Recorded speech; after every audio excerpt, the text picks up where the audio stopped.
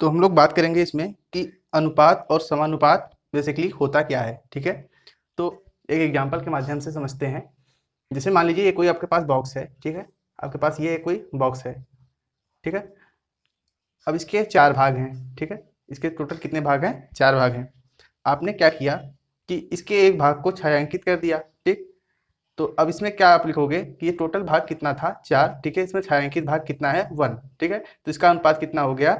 1:4, मतलब 1:4। इसको कुछ इस प्रकार से डिनोट करेंगे। ठीक है, 1:4। ठीक है, अपने आपने क्या किया कि यहाँ पे इस भाग को भी छायांकित कर दिया ऐसे।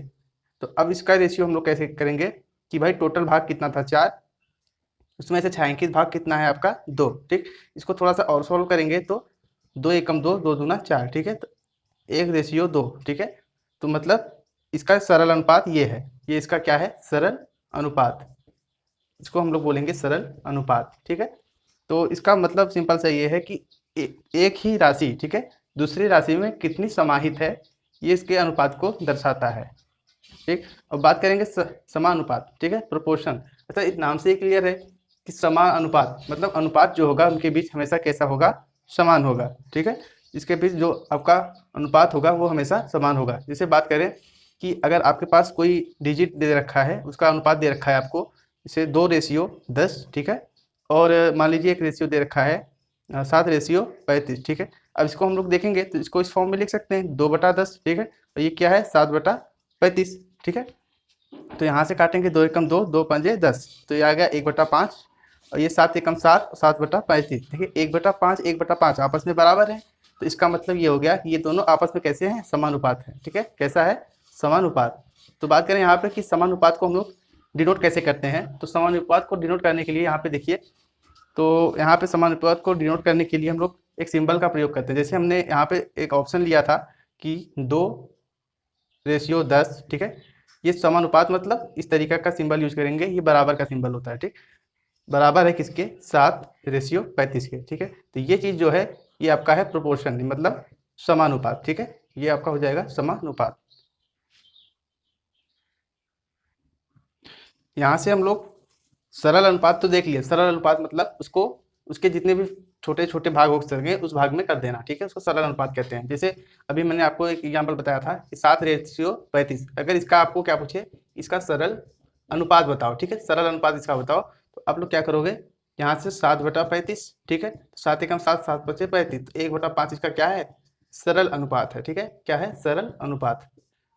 तो यहाँ से सरल अनुपात इसका हो जाएगा वो 7/35 का 1/5 हो जाएगा। तो नेक्स्ट हम लोग बात करेंगे कंपाउंड रेशियो। कंपाउंड, ठीक है, रेशियो। तो ये क्या होता है? इसको हम लोग बोलते हैं मिश्रित अनुपात। मिश्रित अनुपात। अब ये क्या होता है? तो मिश्रित अनुपात का समझने के लिए आपको सिंपल सा एक देखिए, जहाँ से जैसे आपने कोई रेशियो ले लिया 3:5। ठीक, फिर 6:8, फिर 7:10 ले लिया। ठीक, इसका आपको मिश्रित अनुपात बताना है। तो मिश्रित अनुपात मतलब सिंपल सा इनका गुणा कर देना है। तो यहाँ से आप डिवाइड करोगे। ठीक है, टोटल इसका यहाँ पे 3, यहाँ से इसका ये 6, फिर 7/5 गुणे, ठीक है, 8 × 10। तो यहाँ से इसका हो जाएगा 6×3 = 18, 18×7 = 126। ठीक है, 5×8 = 40, दामा 400। ठीक है, ये इसको और फ्रैक्शन में कर सकते हैं हम लोग। ठीक है, तो यहाँ से 126 का आधा हो जाएगा, यहाँ से 3। ठीक है, ये हो जाएगा 63, और यहाँ से हो जाएगा 200। तो ये इसका क्या है? मिश्रित अनुपात हो जाएगा।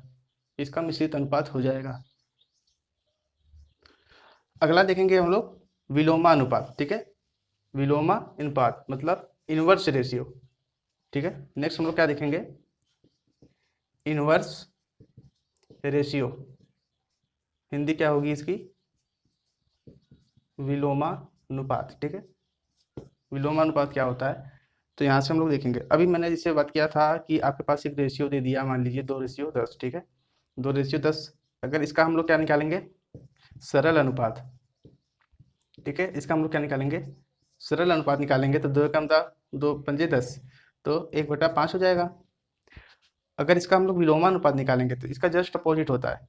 तो विलोमानुपात मान लीजिए अगर आपका कोई m अपॉन n फॉर्म में है, इसका आपका विलोमानुपात निकालना है, तो ये n अपॉन m फॉर्म में हो जाएगा। ठीक है, विलोम मतलब इसका अपोजिट। ठीक है, तो जैसे 2:10 का आपने पूछ लिया विलोमानुपात, तो इसका हो जाएगा 10:2, तो टोटल कितना हो जाएगा 5/1 बराबर 5:1। ठीक है, तो ये आपका विलोमानुपात हो जाएगा।